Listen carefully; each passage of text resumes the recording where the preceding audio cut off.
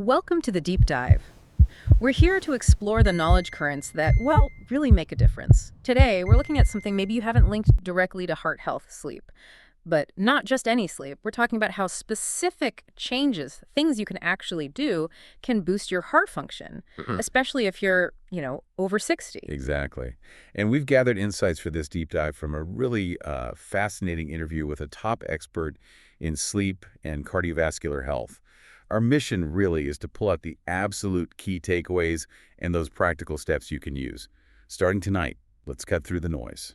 Okay, let's jump straight in then. Sleep positions. I hear there's one in particular that might seem harmless, but is actually quite risky as we age. Tell us about that. Yeah, it's a great starting point because it does surprise people. The position you really want to try and eliminate, especially over 60, is sleeping flat on your back. Yeah. The supine position. It feels natural for a lot of us, but with age, it sort of quietly becomes problematic for your heart and breathing. Just lying on your back. Why does that suddenly become risky? What changes? Well, it really comes down to basic physics. Gravity. When you're flat on your back, gravity pulls your tongue and all the soft tissues in your throat downwards. This naturally narrows your upper airway. And as we get older, muscle tone there might decrease a bit, making it much more likely you could develop sleep apnea. Ah, sleep apnea, where breathing stops and starts. Precisely. Repeatedly, all night long. Maybe your muscle tone kept it in check when you were younger, but not so much now. Okay, so if breathing is interrupted like that, what's the direct hit on the heart? What's happening inside? It's quite a domino effect, actually. Every time your oxygen dips because you stop breathing for a moment, your heart has to scramble. It has to compensate. So your blood pressure shoots up, your heart rate gets irregular, and your body pumps out stress hormones like adrenaline. Wow. Imagine like a mini fight or flight response. Not once, but potentially every few minutes, all through the night. You're not even aware of it. That sounds incredibly stressful for the heart. It is. Over the long haul, this constant strain significantly raises the risk for things like high blood pressure, arrhythmias, and enlarged heart, even stroke. Stroke, really? Yes. And there's another layer, too. Sleeping on your back makes it easier for stomach acid to travel upwards, acid reflux. That disrupts sleep on its own, but it can also inflame your airways, adding yet another burden for your heart to deal with. Okay, that is a compelling case against back sleeping. So, if that's out, what is the best position? The optimal one for heart health as we get older? Well, the evidence points pretty strongly towards sleeping on your left side. It seems to be one of the most protective positions. Left side. Okay. Why the left specifically? What's going on in there that makes it so good for the heart? It has several benefits, really. First, it just lightens the load on your heart. Your heart sits slightly to the left, right? Right. So when you lie on your left, gravity actually helps reduce physical pressure on the heart muscle. Circulation improves. And even more specifically, think about the aorta, the big artery carrying oxygenated blood out. It curves to the left. Sleeping on the left side means the heart doesn't have to push quite as hard against resistance to pump that blood out. Yeah. It's like giving your heart a bit of an easier night shift. An overnight vacation for the heart. I like that. Mhm. Makes sense. Are there other perks besides just easing the direct workload? Oh, absolutely. Breathing is generally better on your left side, too. Your lungs can expand a bit more freely compared to being on your back. This means better oxygen intake, less chance of shallow breathing or those apnea events we talked about. Better breathing, less strain. What else? Digestion's a big one. Your stomach's naturally positioned on the left. So gravity helps keep stomach acid down where it belongs. Less nighttime heartburn or reflux.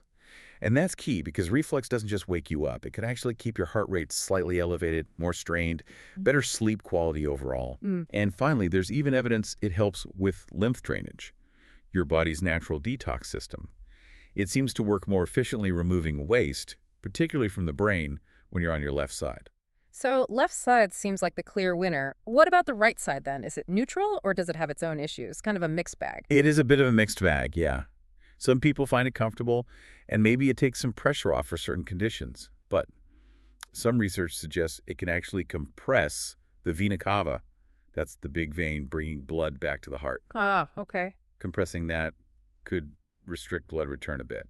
Maybe not a huge issue for everyone, but if you already have heart concerns, it might not be ideal. It just doesn't offer the consistent benefits we see with the left side. Got it. Okay, this is all great information. But, habits are hard to break. I can hear people thinking, I try to sleep on my left, but I always end up on my back or stomach. Mm. How can someone actually train their body to make this shift, especially if you're older and set in your ways? Any practical tips? You're absolutely right. It can feel like a battle against instinct, but it's definitely doable. Your body can adapt, even in your 60s, 70s, or 80s. First things first, your pillow. Get a good one, medium firm usually. Needs to fill that space between your head and shoulder properly. Keep your spine aligned. That's key. Right. Pillow height matters. Hugely. Second, try using a body pillow, or even just a regular pillow between your knees. This does wonders for aligning your hips, takes pressure off your lower back, but critically, it also makes it physically harder to just roll flat onto your back. A physical barrier, almost. Exactly. Or you can create a more direct one. Try placing a rolled-up towel or a small, firm pillow right behind your back. When you start to roll, you bump into it. A gentle reminder. Clever. What about stomach sleepers trying to convert? That's a tough one because they often like that pressure on their front, so maybe try a wedge pillow slightly elevating the torso or hug a second pillow in front. It can mimic that feeling of pressure a bit, but keeps your spine in a much better position than full stomach sleeping. It's about finding that compromise. Good ideas. Any other tricks? Yeah, focus on the beginning of the night. Those first 2 or 3 hours are when you get your deepest, most restorative sleep. Try really hard to start the night on your left, and maybe build a pre-sleep ritual around it. Lie on your left side while you read, or listen to calming music, or meditate. Create that mental and physical association. Anchor the position. Making it feel normal before you even drift off. I like that. Exactly. It takes persistence, but it can be done. Okay, so position is huge. But you mentioned earlier there might be another element, something that could really boost the benefits of left-side sleeping for heart repair overnight. A secret ingredient, perhaps? Huh. Yes, there is something else, and it's often completely overlooked, especially in older adults. It's adding a specific type of protein before bed. We're talking about a high-quality, slow-digesting protein, specifically casein protein. Not whey, not soy, but casein, taken about 30 to 60 minutes before sleep. Casein protein. Why casein? And why is this so important for heart health, particularly as we age? Well, think about sleep. It's basically an overnight fast, right? For 8 hours, maybe more, you're not taking in nutrients. Now, for younger folks, their bodies handle this pretty well. But as we get older, that nightly fasting period can actually speed up muscle breakdown. It slows down recovery processes. And the heart's a muscle? Bingo. Your heart is a muscle, so it becomes more vulnerable during that fast. Casein is different because it digests really slowly, over like 6 to 8 hours. This means it releases a steady trickle of amino acids, the building blocks of protein, all night long. These amino acids are crucial for preserving muscle tissue, including the heart muscle, helping repair the cardiovascular system, and even regulating metabolism overnight.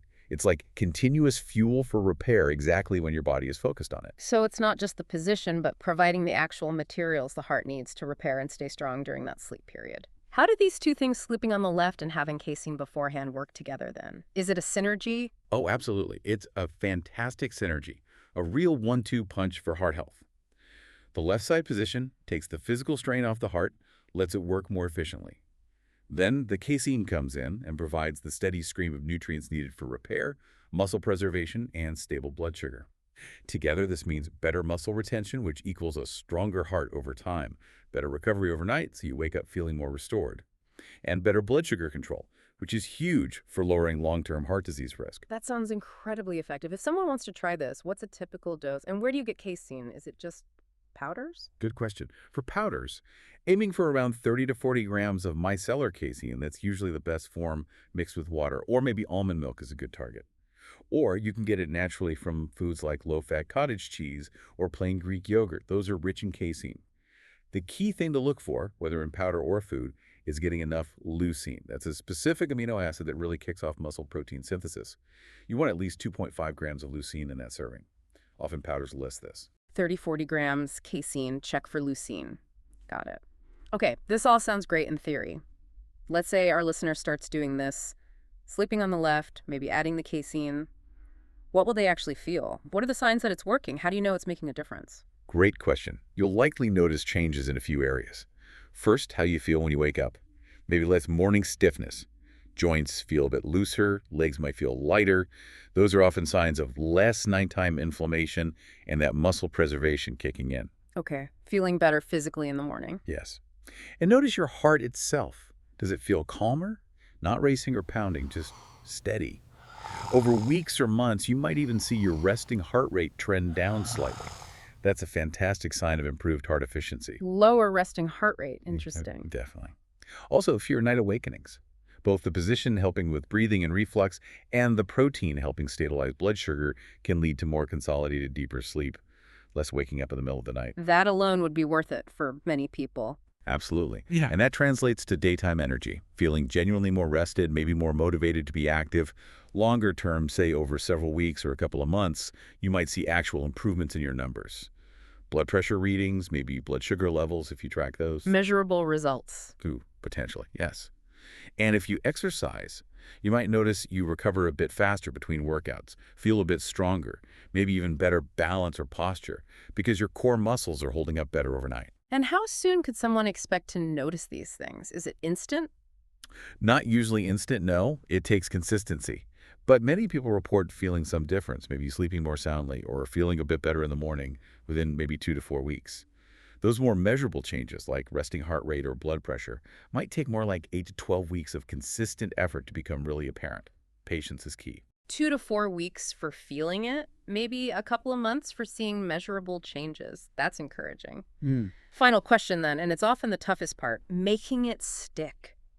How do you turn these good ideas into a real lasting habit, not just something you try for a week? The million-dollar question. The most powerful way is to tie it to your identity. Don't just think, I'm trying to sleep on my left. Think, I am someone who prioritizes my heart health.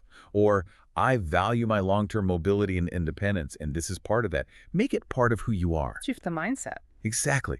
Then, use practical habit tricks. Anchor it to something you already do. Put the casein powder right next to your toothbrush. You brush your teeth, you mix your drink. Automatic. Set reminders on your phone. Leave a note on your bedside table about starting on your left side. Make it visible. Make it easy to remember. Yes, and make it pleasant. And if you're doing the protein, find a flavor you actually like. Sip it slowly. Make it a calming little pre-sleep ritual, not a chore you choke down.